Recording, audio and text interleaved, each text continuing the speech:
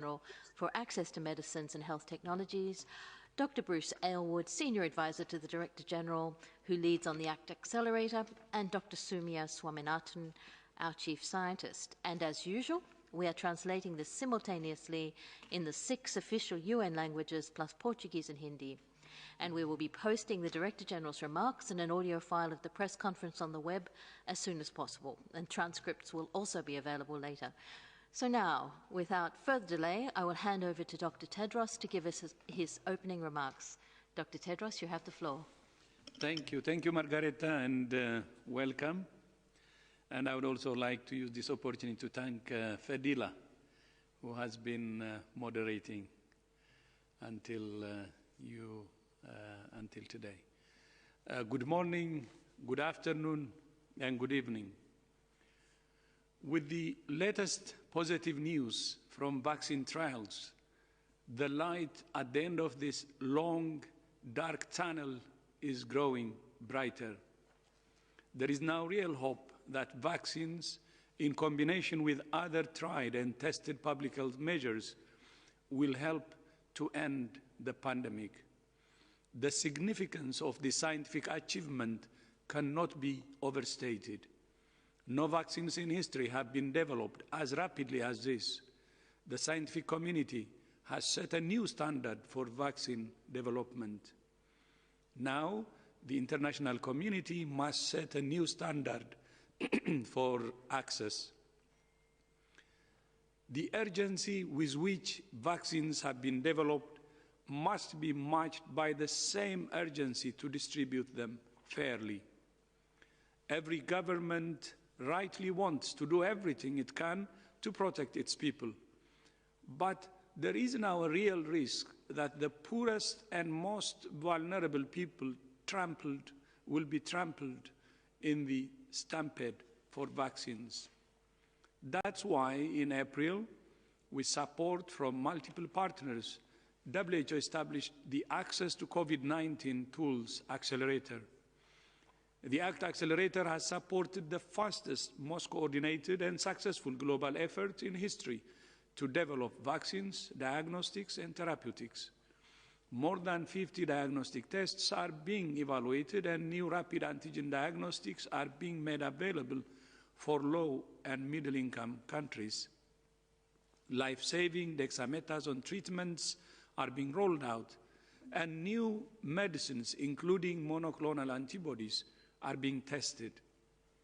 And 187 countries are now participating in the COVAX facility to collaborate on the procurement and rollout of vaccines, ensuring the best possible prices, volumes, and timing for all countries.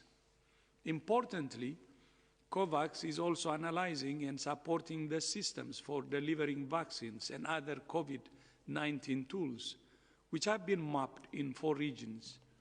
And we're rolling out other tools like the WHO Academy's new augmented reality course for health workers on the correct use of personal protective equipment.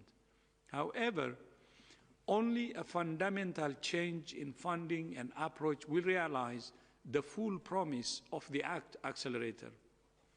$4.3 billion is needed immediately to support the mass procurement and delivery of vaccines, tests, and treatments. A further $23.8 billion will be needed next year. This isn't charity. It is the fastest and smartest way to end the pandemic and drive the global economic recovery. The International Monetary Fund estimates that if medical solutions can be made available faster and more widely, it could lead to a cumulative increase in global income of almost $9 trillion by the end of 2025. The real question is not whether the world can afford to share vaccines and other tools. It's whether it can afford not to. At the G20 Leaders Summit on Saturday, it was very encouraging to hear world leaders expressing their support for WHO and their commitment to the Act-accelerator. Thank you.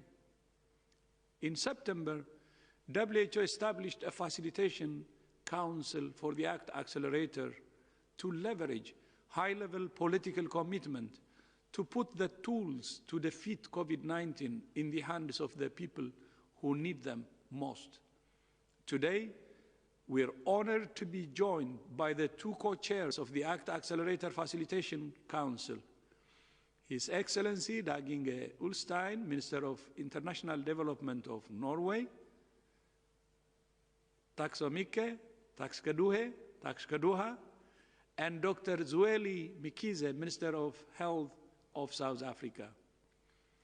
Minister Dag Inge Ulstein, welcome, and you have the floor. Tack ska du ha again. Thank you so much, and good evening, Dr. Tedros. By the time I have presented my speech today, many people have received a positive COVID-19 test. Others have been told that their loved ones did not make it. As of today, there are more than 55.5 million confirmed cases, more than 1 million deaths. Every second matters. This pandemic is not going away if we sit still and do nothing. Moreover, it is not going away if some countries only are taking a my nation first approach. Such vaccine nationalism is not only morally reprehensible, it is also a stupid thing to do. Because already heard many times, we are not safe until we are all safe. Our economies will continue to bleed money if countries with a large number of cases lag in obtaining the vaccine and other medicines. We are in this together, and the solution is only achievable if we work as one team, and yes, time is running out. This is not only a health crisis. It is an economic crisis, it is a nutrition crisis, it is a protection crisis, it is a humanitarian crisis. I could have gone on and on and on. The real world ramifications of the pandemic are all too clear to see. Every day jobs are being lost. The ILO estimates that 495 million full-time jobs will be lost in the second half of 2020. Every day, people are being pushed into extreme poverty. The World Bank estimates that this could be the case for an overwhelming 150 million people. 150. Every day, children around the world are sitting at home as their schools are closed in an attempt to contain the global pandemic. This has taken 1.6 billion students out of classrooms around the globe. For millions of girls and young women, particularly those in the world's least developed countries, school shutdowns bring other risks, such as domestic violence and sexual abuse. This pandemic affects us all, but it does not affect us all equally. UN Chief Antonio Guterres warns that the impact of the COVID-19 pandemic are falling disproportionately on the most vulnerable. People living in poverty, the working poor, women and children, persons with disabilities, and other marginalized groups. This is easy to forget as we are all faced with COVID fatigue. So now is not a time to feel sorry for movie time lost, parties not attended, or dinner parties postponed. We owe the most vulnerable that we do whatever we can to end this pandemic. The human costs of not acting are obvious. So are the economic consequences. We heard some of the numbers. The IMF foresees $11 trillion will be lost in GDP in 2021. Behind these forecasts lie businesses, jobs, local communities, families, and individuals. As economies bleed money, futures are stolen, educational opportunities lost, mental health issues are rising. The sooner we get the pandemic under control, the sooner we can reopen societies and the global economy back on track. To stop the pandemic, we need to ensure that effective diagnostics, therapeutic drugs, and vaccines are not only developed. To stop the pandemic, we need to ensure these tools are distributed to people around the world. If we are to succeed in this, we need to engage with civil societies, humanitarian organizations, and private sector. And yes, there is hope. We have tests that provide results in less than 30 minutes now. We have better knowledge of how to treat the disease. We have a wide portfolio of vaccine candidates on the cusp of finalizing phase 3 trials. We need to make sure that we do not end up with having these tools, but not the infrastructure to make them available to all. Fortunately, there is a clear path forward, and that is the Access to COVID-19 Tools Accelerator, Act-A. This initiative was set up to promote equitable global coverage of vaccines, tests and treatments, and strengthen the health systems. In just 6 months, Act-accelerator partners have compiled the world's largest portfolio of these tools. To continue rolling out rapid testing, evaluating new treatments, and ensuring access to vaccines as soon as they are licensed, the Act-accelerator urgently needs $4.3 billion and a further $23.9 billion in 2021. So we have a problem, we have a solution, now we only need to make it work. I would argue that this is a no-brainer for the world leaders. $23.9 billion sounds a lot, yet the total need is less than 1/10 of 1 percentage point of global GDP. In other words, if G20 countries were to devote just 1% of their current stimulus spending on efforts to alleviate the economic consequences of the pandemic globally, they would actually more than cover the needs of the Act-accelerator. I would argue that this is a small price to pay to getting the world back on track. Once full travel and trade are restored, that investment would be repaid in as little as 36 hours. 36 hours. I think we all know that the cost of inaction far outweighs the cost of action. So this is the best business case ever, and it is the only way. There is no plan B. So each dollar, pound, euro, yuan, and yen spent on the accelerator is underwriting future demands for goods and services so that global trade and growth can bounce back.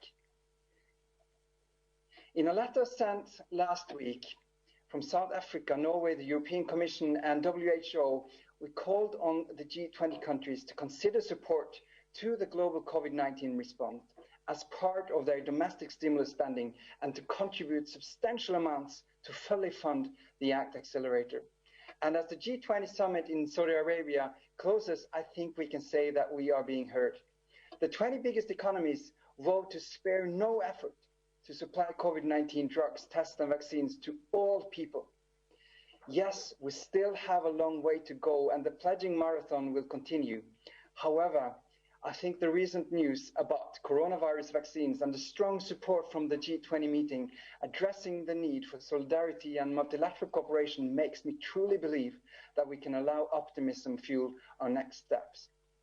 Yet, only a fundamental change in funding and approach will turn new hope of technological achievements into an effective weapon against the virus and allow us to change the course of the pandemic. I trust that every world leader see that this problem is not solvable if we don't collaborate. The cost of inaction and the human consequences of prolonging this pandemic should be incentive enough. So, to end, it's amazing what we have actually achieved so far. Despite many ongoing conflicts in the world, despite difficult topics, all countries are somehow united in this. Yes, when it comes to the Act-accelerator, we are actually still sitting around the same table. Yet we come to the table with different perspectives and different needs. But so far, everyone has been willing to listen, to stretch, to try to understand and meet each other, because we understand how closely intertwined our countries and people actually are. The ultimate goal becomes so much more important than just launching the best and right solution for ourselves. So with that said, back to you, Dr. Tedros. Thank you. Thank you, thank you. Thank you so much, Minister Ulstein, for your support and commitment. And as you said, I fully agree, the best case ever, and it has to be supported. Thank you so much again. It's now my great honor to introduce Dr. Zweli Mkhize, Minister of Health of South Africa. Your Excellency, welcome, and you have the floor. Thank you so much for your support also. Thank you. Thank you very much, Dr. Tedros, the Director General of the WHO, and all the members of the WHO team, my colleague, the co-chairperson, Minister Doug Inge Olstein. Thank you very much for the opportunity to be part of this very special occasion, this briefing. If there was ever a case for solidarity and global cooperation, this COVID pandemic has demonstrated one. The crisis is hitting the world hard and our most fragile regions harder, affecting income, health, education, and other parts of our socio-economic lives. COVID-19 does not respect national boundaries, and as long as it exists anywhere, it is a threat everywhere. No one is safe until everyone is safe. Global solidarity isn't just the right thing to do. It's the smartest thing to do, ensuring that tools are allocated equitably, not based on income, but based on universal protection against COVID-19, is the fastest and most effective way to defeat the pandemic and get our lives and our economies back to normal again. We must treat access to COVID-19 tools as a global public health initiative. Collective efforts to stamp out the virus now would also mean that future deadlier strains or mutations that are more difficult to treat could be avoided. It is clear that every country will need to play a part in financing an end to this crisis, and every leader has a political choice to make. But the lack of adequate financing for our global exit strategy, the Act-accelerator, is an existential threat to the economic and health security of all countries and their citizens. Speaking from the perspective of the African continent, it has now recorded over 2 million cases with 49,000 deaths, which is accounting for 2.5% of the global caseload. There are early signs of resurgence as 18 countries, which is 38%, more than 20% increase are recorded in numbers the last 7 days when compared to the previous 7 days. It's also not certain how a resurgence on the African continent will evolve, and therefore early equal access to vaccines and therapeutics will be critical in mitigating the threat posed by the resurgence on the continent. As part of these preparations, President Ramaphosa, His Excellency, Chair of the African Union, established a COVID-19 African Vaccine Acquisition Task Team to lead this effort. In addition to equitable access to COVID-19 tools, we also need to pay attention to the strengthening of health systems. The Act-accelerator offers a clear way forward for ending the crisis through global cooperation that will deliver all countries need to end the acute phase of the pandemic, restoring economic vitality and averting catastrophe. And whilst the pace of scientific research and development into effective vaccine therapeutics and diagnostics is unprecedented, its true value will only be realized if countries can access these tools and are prepared for their use. Every country has work to do to ensure that once ready, these tools can be rapidly deployed. This includes ensuring that capacities and infrastructure that need to be radically scaled or upgraded to deploy COVID-19 tools are ready and working. Bottlenecks in key areas of health systems such as data, workforce, clinical care, supply chains, as well as access to key commodities such as PPEs, oxygen, remain limiting factors to effective deployment and use of COVID-19 tools in many countries. The Health System Connector pillar of the Act-accelerator is the critical mechanism to support countries to bolster and strengthen through a tailored approach that uses global knowledge to address local problems. Countries' readiness is an absolute prerequisite to the equitable scale up of the COVID-19 tools. It is a hurdle we must clear if we are to win this race. And this is one time where we all need each other and every country matters, and therefore we need to make sure that we focus on more and more partnership, solidarity, and global cooperation. Thank you very much, Dr. Tedros, for inviting us. Thank you. Thank you. Thank you very much, Minister Mkhize, for your support and commitment. And I look forward to working with both of you in this very critical period to realize the promise of the Act-accelerator. Thank you so much again, and I hope you will stay with us for a few more minutes to answer if we have questions from the media. And with that, back to you, Margaret. Thank you very much, Dr. Tedros. So yes, we will now open the floor to questions. I think I probably don't need to remind you, you need to use the raise your hand icon to get in the queue. We already have a large number of you in the queue, so I ask that you restrict yourselves to one question. Remember, we also have our experts on the line and in the room, so indicate clearly what your question is. And we have limited time, so please keep your question short.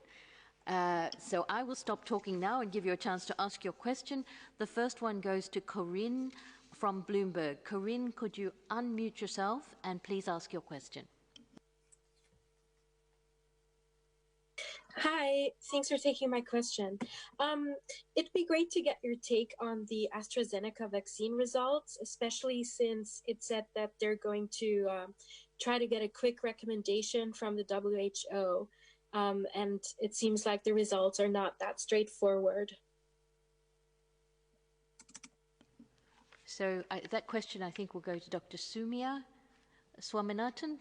Dr. Soumya, are you on the line? Yes, I am, Margaret. And thank you for that question. First of all, I'm sure the person who asked the question, like all of us, is very encouraged by the news that we got today, the preliminary results that have been released from the clinical trial of the AstraZeneca vaccine, following on the encouraging results from the two earlier vaccines, the Pfizer and the Moderna, both of which are mRNA vaccines, the AstraZeneca vaccine being a viral vector vaccine. So I think the good news is that vaccines for COVID-19 disease is possible to make, and it's possible that we will have a number of different vaccine candidates that can be used in the fight against this disease. And as we're discussing the Act-accelerator today, I think this is very relevant because we would like to provide access to as many efficacious and safe vaccines as possible so we can cover the population around the world. Remember, we have to cover a huge number of people, billions and billions of people. This is unprecedented, and we will need all the manufacturing capacity in the world to be able to do that. Now, on the AstraZeneca results itself, we've heard only the preliminary results about the vaccine trials that were done in the UK and Brazil, looking at two slightly different dosing schedules. And the schedule that had the two doses of the same dose given 2 times had a slightly lower efficacy, but still it was about 62%, which is above the benchmark that we had set. But the schedule which gave a smaller dose followed by a larger dose, actually the efficacy seems to have been higher, up to 90%. But again, this is based on rather small numbers, and I think we need to wait to see the results, both of the efficacy and the safety. The AstraZeneca vaccine is also being currently trialed in many other countries, and eventually we should have data in about 60,000 patients or so that will enable us really to have a much more informed decision. So we await discussions with the company, and they've already talking with our pre-qualification program on how they would go about. And Dr. Simao is available to answer more questions on that. Thanks. Thank you, Dr. Swaminathan, and over to Dr. Simao for some added points. Thank you very much, Margaret, and thank you, Corinne, for the question. Actually, we have had already several discussions with AstraZeneca on following the expression of interest that WHO issued for the emergency use listing and pre-qualification of the vaccines. So we are very hopeful. We are about to receive more data that includes clinical data in the next week. And we are also aware that AstraZeneca is also submitting the dossiers to the European Medicines Agency, and we do have a very close collaboration. There are actually 8 sites that, and some of them are manufacturing sites. So we will be analyzing this data with very carefully, but very much welcome the results so far. We expect that we should have finalized the assessments in the beginning of next year. Thank you. If I could just add, Margaret, I forgot to mention the advantage of this vaccine is that it can be stored in the ordinary refrigerated temperatures of 2 to 8 degrees and is stable at that temperature. And that, of course, has huge logistical advantages for transporting and delivering this vaccine to cities and towns and villages and rural areas around the world. And we hope there will be more vaccines like that, which are more heat stable, and we have to also continue to encourage all the other developers who are doing clinical trials and who are in early phases of development, because we do need a variety of vaccines out there that will target different groups better, that will have different storage conditions. And also the issue of affordability is also important to keep in mind. Thanks. Thank you, Dr. Swaminathan and Dr. Shimal. There do not seem to be any comments in the room. So I will take the next question from Gunilla, the Geneva correspondent for Swedish media. Gunilla, please unmute yourself and go ahead. Can you hear me? Yes, please go ahead. Thanks for taking my question. It is very, very promising with the vaccines coming, vaccine candidates. But first we have Christmas, and Christmas is now about 1 month away. And countries start to give advice. Like in the UK, they said that we can have an exception of 3 households celebrating Christmas together, which could be a lot of people. In Sweden, meanwhile, the Prime Minister yesterday said there should be 1 family staying inside for the time being. So I'm wondering, would you be able to give advice, recommendations, how countries should deal with celebrations around Christmas, especially in Europe that now are still in a very high, still have a very high community transmission? Thanks. I can start. Maria will follow up. I think, first of all, it's important here that we separate the science of COVID-19 from what is the policies that surround that science, because governments have to make choices, and they have to decide on the local epidemiology of the disease. They have to decide what the tolerance level of the population has been, how long people have been in lockdown or not in lockdown, what level of control they have, how strong their public health architecture has become over the last number of weeks. Have they expanded their capacity to test, to trace, to quarantine, and to isolate those people who are actually sick or carrying the virus? Are they able to protect vulnerable populations? So the decisions to ease restrictions coming towards a holiday period, and there are many countries heading towards holiday periods. We've seen the most recent holiday period in Canada, their Thanksgiving, they did see an increase in transmission after that period, because people come together, they mix, they travel. It's inevitable that in the presence of community transmission, that if you further release the opportunity for the virus, it will find opportunities to transmit. But there is the trade-off, the economic and social trade-off in that. So I think it's really important that we're not trying to bend science in this. The science is straightforward. If there is significant community transmission in your country and you don't have the necessary public health architecture to track and trace and isolate and quarantine contacts, then further opening up will result in increased transmission. There's no question of that. The question is, have you got the disease under enough control to start with? And can you, in a sense, allow people a little bit more freedom over the period of the Christmas period, which generates a sense of confidence and a sense of joy in the community, which people need right now, without letting the virus let rip again within our communities. And this is a very important trade-off. And it's a trade-off between those two issues. Please, the science is clear.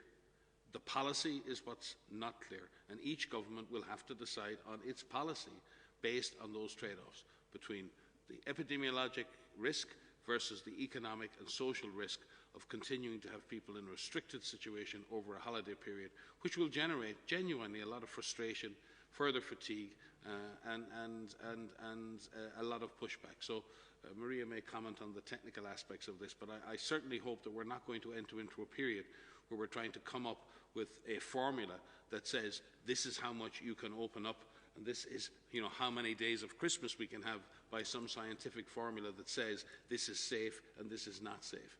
There is no safe or unsafe decision. There is only higher and lower risk of the situation getting better or worse, depending on what you do. Thanks, Mike. Yes, I think the point is that there's no zero risk here right now. We are in the middle of a pandemic, and many countries, unfortunately, are in a very difficult situation with increasing case numbers, with hospitals full, and with ICUs full. So, as Mike has said, there's lower risk or higher risk, but there is a risk. This virus needs us. They need people to spread between. And if we allow it to, we could be that individual that brings that virus into someone's home. What we have outlined to support countries in making those policies is a risk-based approach in terms of what is the situation in the areas where you live, where people need to travel from, where they need to travel to, and you as individuals need to take decisions about how will I celebrate these holidays that are coming up, that have happened. Am I going to be visiting a family that has vulnerable individuals that live in that family?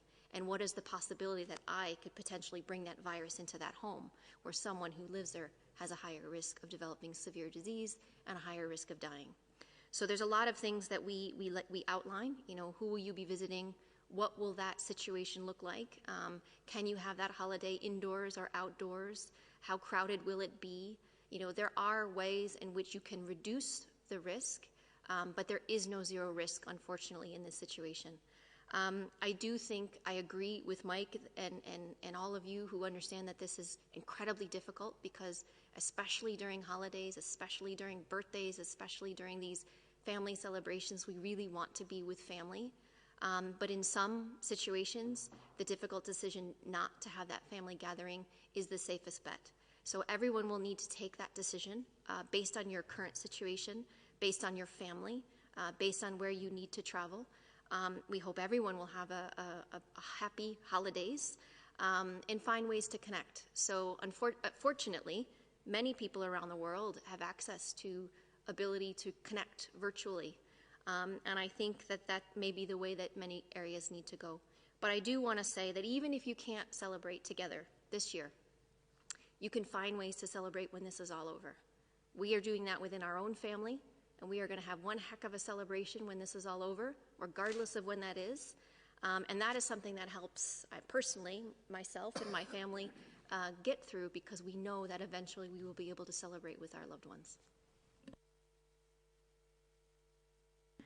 Thank you very much, Dr. Van Kerkhove. The next question goes to Nina Larson of AFP. Nina, could you unmute yourself and please go ahead? Yes, hi, can you hear me? Yes, Nina, please go ahead. Thank you for taking my question. I understand that you've held a briefing for diplomats on the progress on the independent international investigation into the origins of COVID-19, and that some concerns were raised about the lack of transparency in negotiating the terms of reference for the mission, and also over the amount of time it's taking to send a team to China. I was hoping you could provide us with more information on the terms of the agreement with Beijing, and also say when you expect them to go to China, and it would be good to know who's on the list or how many people are on the list. Thank you. Thanks for the question. I can start. Maybe Mike would like to supplement. So we have actually released the terms of reference for the mission online. We have also released the names of those who are on the international mission online. And so that is completely transparent for you to see. As you know, we sent a pre-team of WHO staff to China over the summer to discuss with counterparts the nature in which the studies that needed to take place.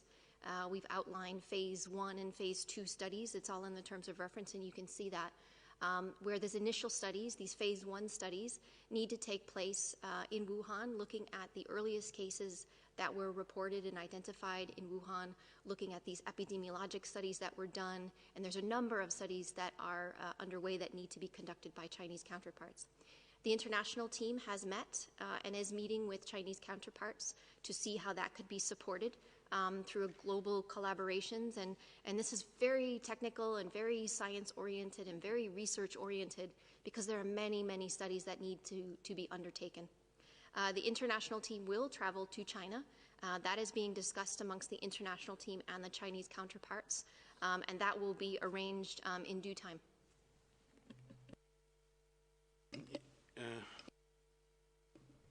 Don't think that's working at all now.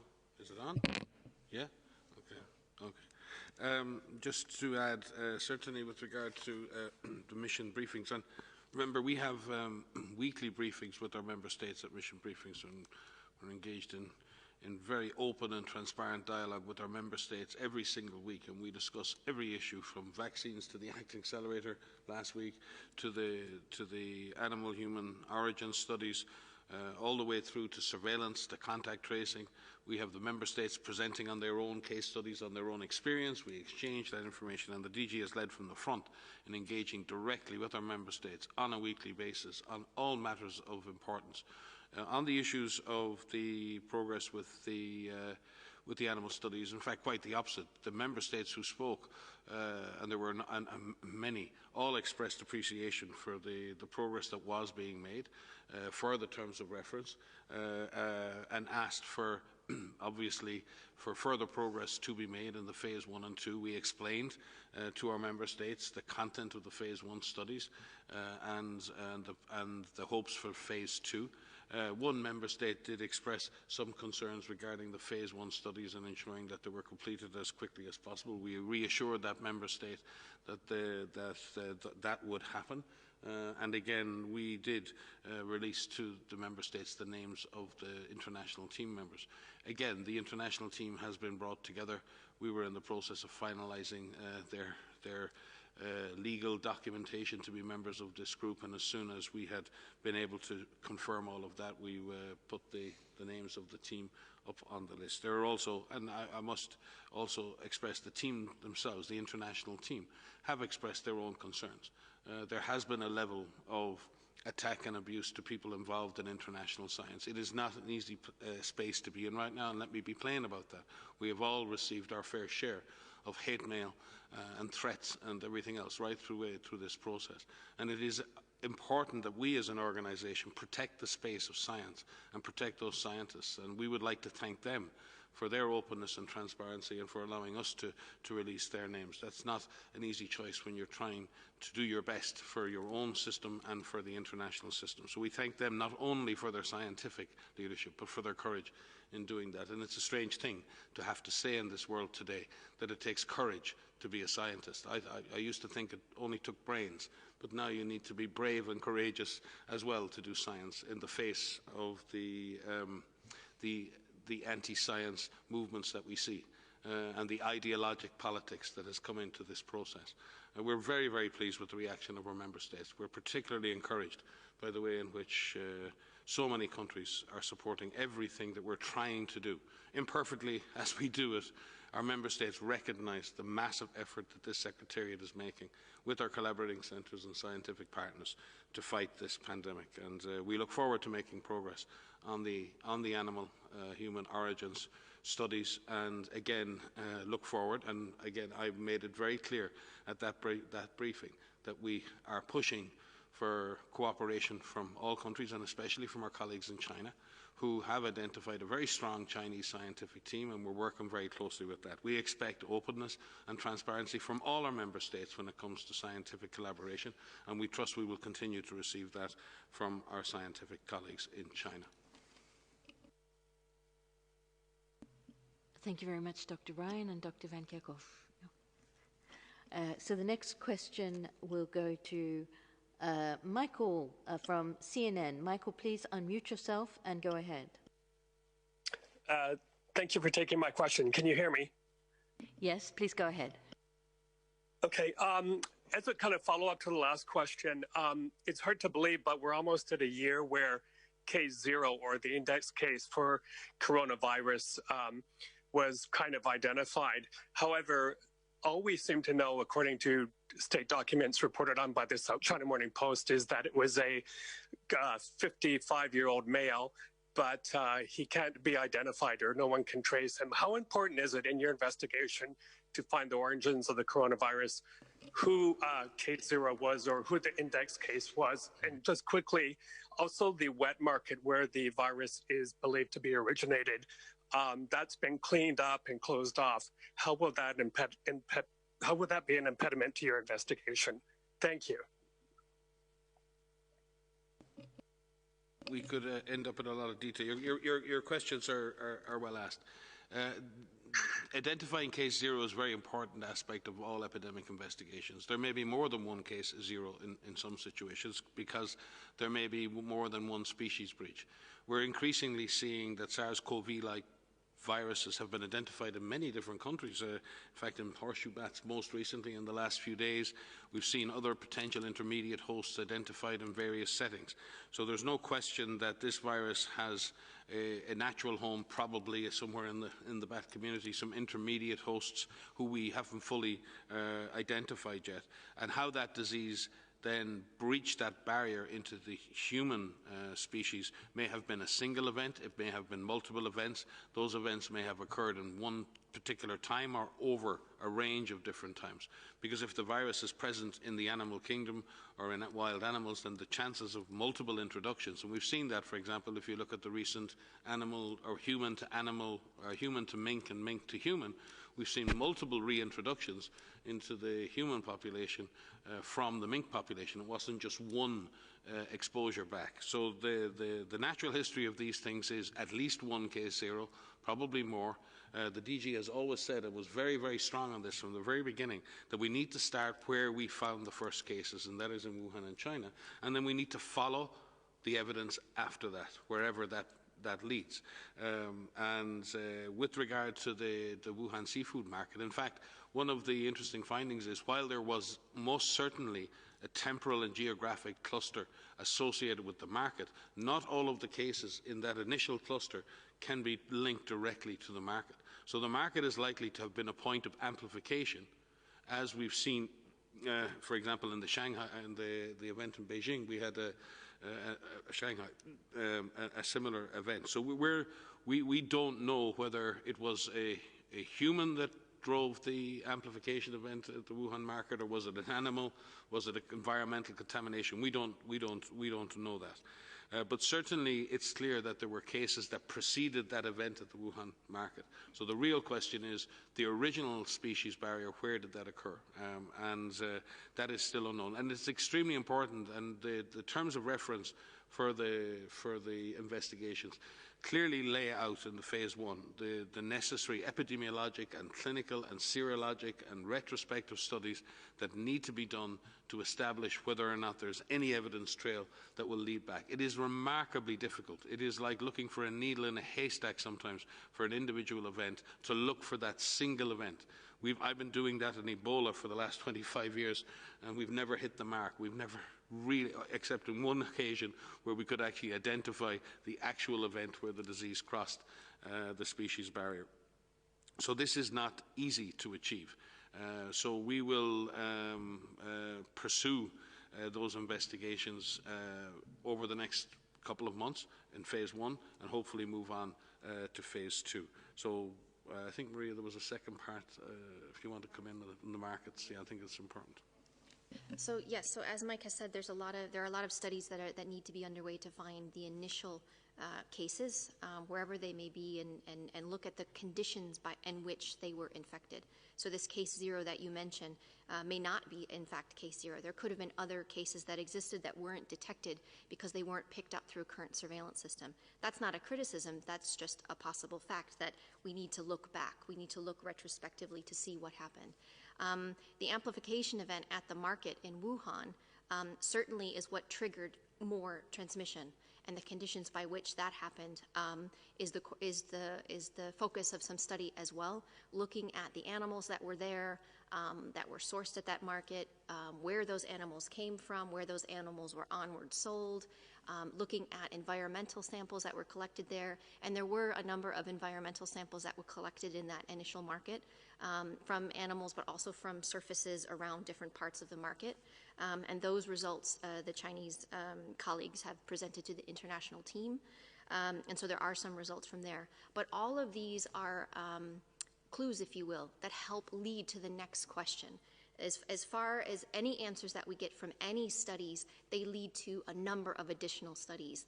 And so as Mike has just said, and as the DG has outlined, we follow the science. We're also working with a large number of people across the world looking at retrospective analyses in different countries. You've heard studies of wastewater, studies that have looked at samples from 2019. We're working with our sero-epi networks of looking at stored clinical samples and sera from 2019 to see if any of those test positive. But all of these really help us to piece together how this unfolded. Just to point out that for MERS coronavirus, it took us almost a year to find the intermediate host for the MERS coronavirus, which is the dromedary camel, the one-humped camels. And those came from detailed epidemiologic investigations at the animal-human interface with people who were caring for camels, testing the animals, testing the camels, looking at sequences, and being able to match and see that there was transmission that had happened between the humans and the camels. And it does take time. And we know everyone is really anxious to get these answers, and those studies are underway. We need the science to unfold. We need those studies to be done carefully and thoughtfully and thoroughly. And we will be there across the world with our international partners to support that every step of the way. And Margaret, can I just add, to be clear again on the journalist's question, we fully expect that we will have a team on the ground. We need to be able to have the international team join our Chinese colleagues and go to the ground and look at the results and the outcomes of those phase 1 studies and verify these data on the ground. This is extremely important, and we are continuing to expect that that be the case, and we would like to have that team deployed as soon as possible. So we're building the relationship between the Chinese counterparts and the international team. We're having regular Zoom calls between the two groups, and we fully expect and have reassurances from our Chinese government colleagues that a trip to the field,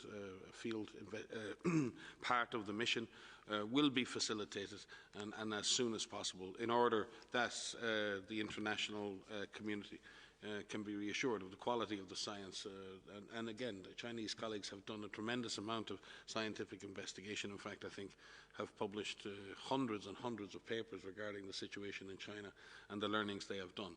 But clearly, we all need to understand the origin of the virus. We all need to understand where it has come from, not least to understand where it may re-emerge in the future.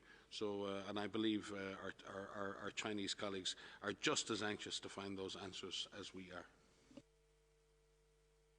Thank you very much, Dr. Ryan and Dr. Van Kerkhove. The next question goes to Emilio de Benito from El País. Emilio, please unmute yourself and ask your question.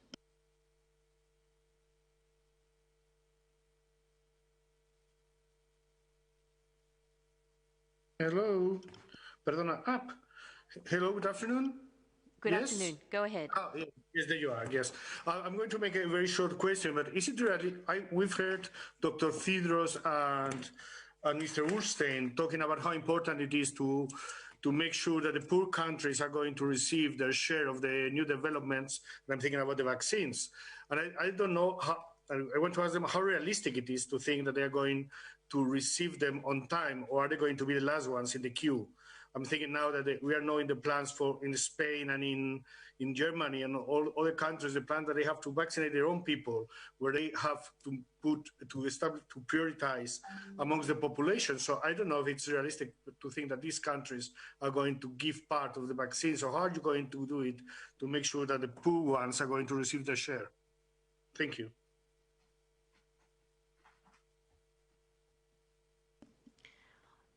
Thank you. Our ministers, our guests would like to respond to that question. Thank you so much, and thank you for that question. And I think this is the most important thing, because it's not enough to develop vaccines. It's all about the last lap. And that is why my colleague from South Africa and I have been so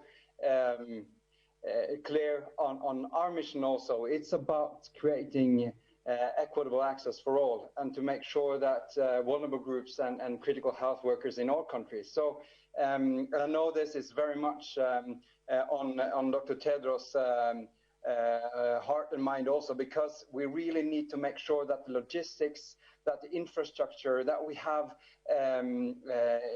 shared knowledge and trained enough healthcare workers in all countries to make sure that it's possible actually to roll out and to use those tests, and to make sure that the medicine will be available, and that we make sure that the infrastructure for the vaccines are in place. So it will not be easy. It will be really, really difficult.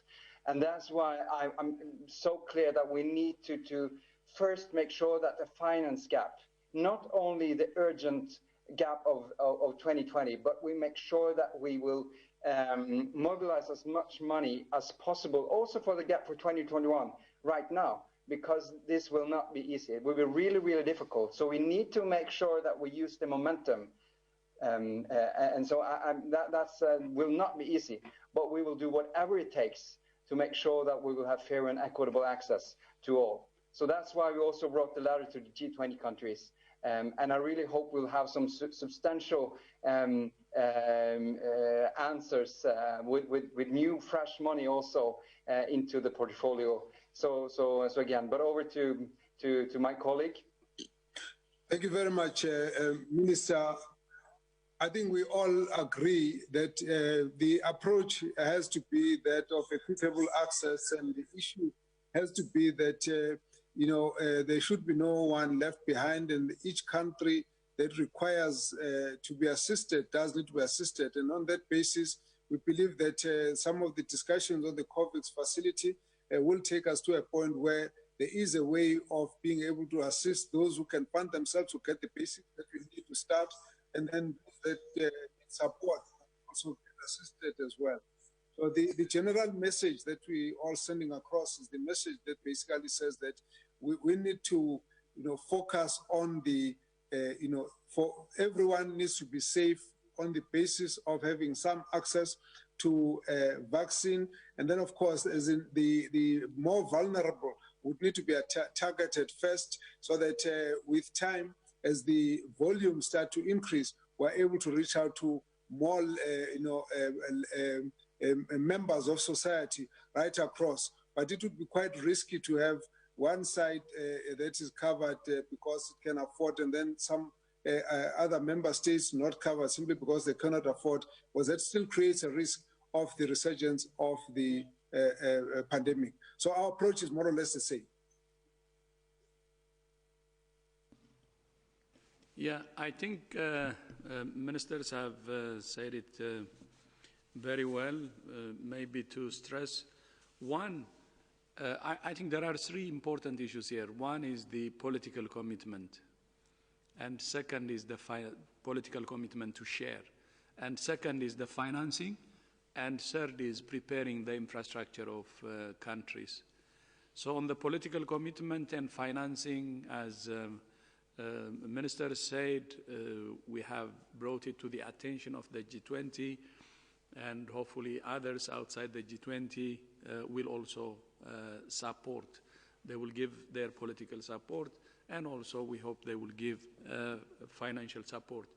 It won't be easy, it's going to be tough, but at the same time, we have now the Facilitation Council, And the Facilitation Council, which is chaired by Norway and South Africa, its objective is to make sure that the political commitment and also the financing is ensured.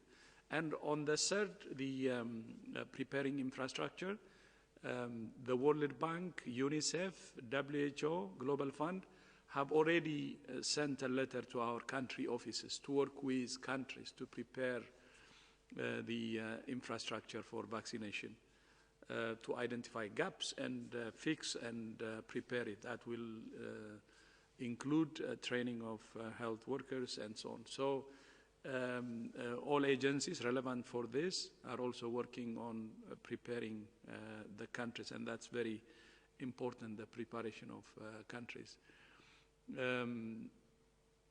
One country which we have seen actually very really advanced is Ecuador in terms of preparing for vaccination. I had the opportunity to speak to the health minister and the foreign minister last week, and they have a very good model. Learning, I think, identifying best practices of countries and sharing it with countries to use will be very important. Thank you. Thank you so much, Dr. Tedros and honourable ministers.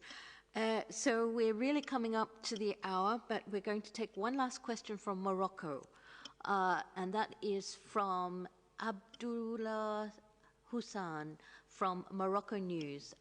Abdullah, could you unmute yourself and go ahead? I think you may be asking in Arabic. السلام عليكم. شكرا لكم على اختيار هذا السؤال، وهو كالتالي: ما مدى فعالية اللقاحات التي سوف تعتمد المغرب في الحملة الوطنية للتلقيح التي سوف تنظمها قريبا كأول دولة إفريقية؟ وكما نعلم أن هناك 3 لقاحات متقدمة: سينوفارم، سبوتيك 5 وفايزر. شكرا لكم. شكرا.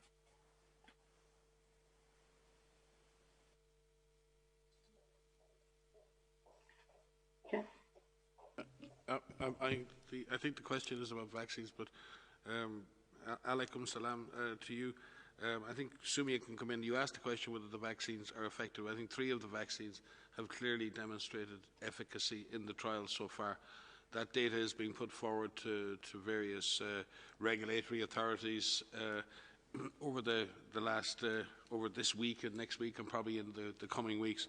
And certainly that data, we hope, will also be provided directly to WHO, so WHO can make decisions about emergency use and emergency use listings and other things. The question you have regarding providing a vaccine to Africa, I think that is really what the COVAX initiative is about, ensuring that an initiative that covers 80% of the world's population and the vast majority of the population of Africa. I don't know if Bruce is online, or if he is, then Bruce can speak to just how many countries in Africa are actually signed up to the COVAX initiative, which actually I think covers the vast majority of countries on the continent.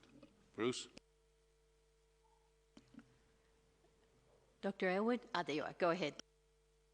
Yeah, hey Mike, and greetings all. Now, I think it's been covered already. The majority of countries on the African continent are signed up to the COVAX facility. It's actually over 45 countries now on the African continent that have actually joined, and the remainder are still considering, and there's issues, fiduciary and others that need to be considered. But clearly, people see this as the key, as Minister Olstein and Minister Mkwesi said. The COVAX facility is key to the equitable allocation of vaccine globally and to ensuring that all countries get some product rather than some countries all product. This is absolutely crucial to getting the world out of the economic, societal, health crises that it's in today. And to the question, the specific question that was asked, yes, it is absolutely possible to see an equitable allocation. This is a function, as Minister Olstein and Minister Mkwesi said, of political choices with respect to financing and to the timing and use of products. But increasingly, there's very, very clear recognition globally that this is the best possible way out of this crisis. Can I compliment? Yes, please go ahead. And it's just to say that as we heard before when the question came about AstraZeneca, it's very important that we have different vaccines with different platforms being developed.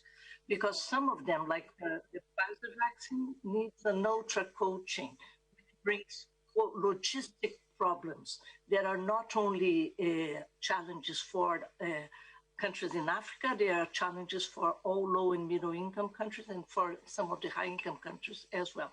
So we see the portfolio of including other vaccines beyond the mRNA vaccines like Pfizer and Moderna as a very good point ahead in ensuring that there will be access to all countries as the platforms are more easier to use at country level.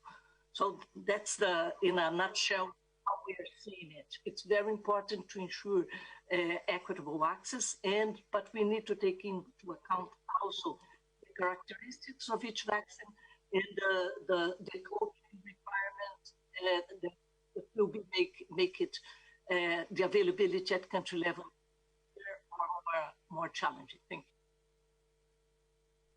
Thank you, Dr. Shimao. And I'd like to ask the Minister for Health from South Africa, Dr. Mkhize, if he would like to add something.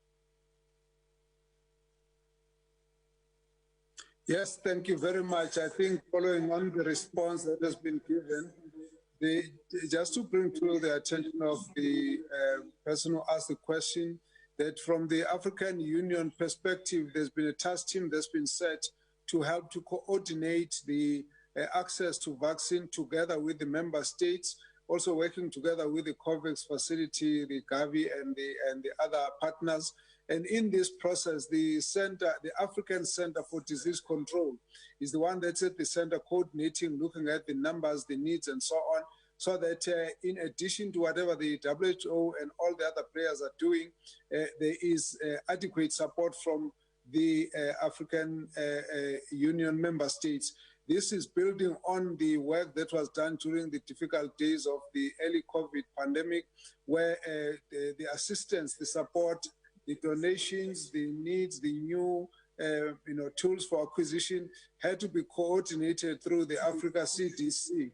So they have actually engaged a number of manufacturers, and they've engaged COVAX just to be able to understand so that everything is aligned. And I think the key issue is also to say we need to look beyond the point of the COVAX process, and in terms of what else needs to be done to reach out to the largest numbers of people who still need to be assisted. So there's quite a bit of work that's being done at that level, and certainly we don't believe that the African continent, the member states, will actually be left behind. So there is lots of work being done at that level. Thank you very much.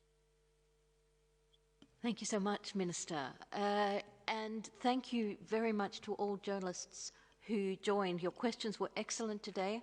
We really appreciate it. We have to finish here now, but I'll hand over to Dr. Tedros for a few more words.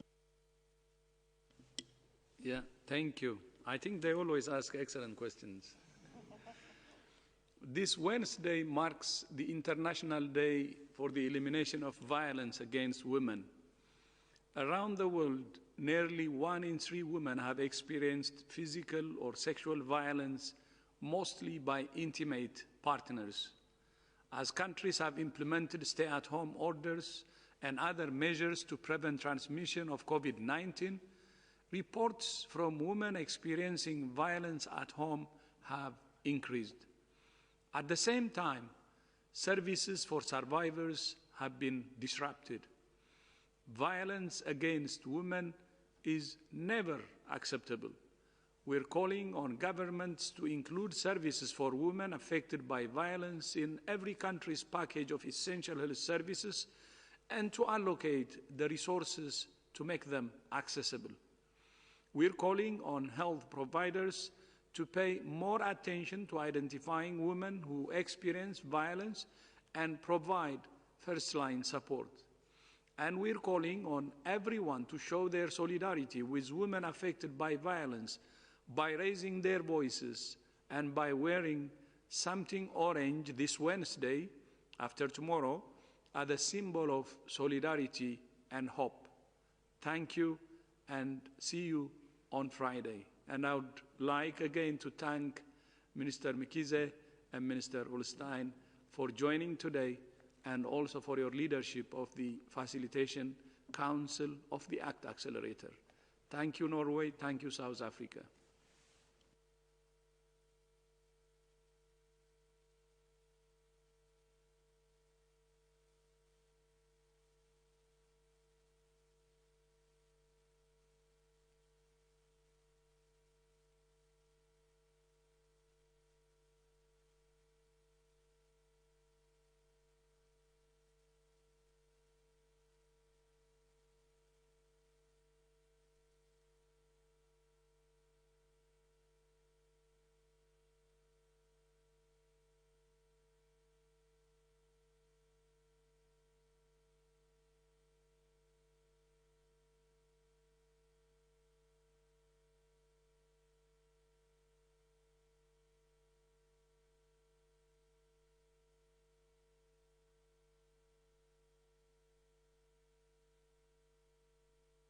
Thank you.